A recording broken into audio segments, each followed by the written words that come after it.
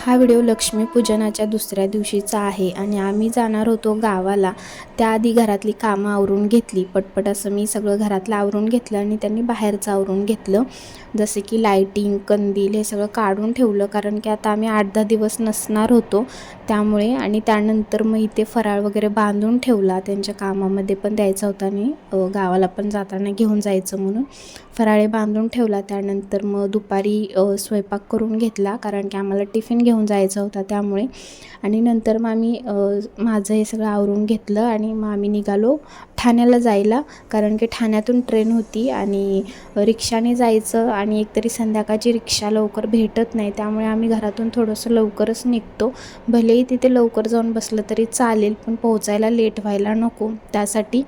आणि हा video next डेचा आहे, ज्या दिवशी भाऊबीज होती त्या दिवशी। आणि आम्ही निघालो होतो मामाच्या गावाला जायला, रिक्षाने चाललो होतो। जाता जाता मध्ये ही कृष्णा नदी लागते, तर इतका छान असा मस्त हवेशीर असा प्रवास होता आमचा। रिक्षाने चाललो होतो त्यामुळे खरंच म्हणजे छान हवा येत होती, त्यामुळे छानही वाटत होतं। मी, मम्मी आणि बहीण आणि तिची 2 मुलं अशी आम्ही निघालो होतो मामाच्या गावाला जायला। आणि लहानपणापासून आत्तापर्यंत आमची भाऊबीज आमच्या मामाच्या गावालाच आम्ही करतो। आणि तिथे मामाचं नवीन घरचं काम सुरू होतं, तर तिथे छान छान असे फोटोज वगैरे काढले आणि परत आम्ही मिरजेला आलो। त्यानंतर मग आमचा ओवाळण्याचा कार्यक्रम वगैरे झाला, पण त्याचा काही व्हिडिओ शूट केला नाही।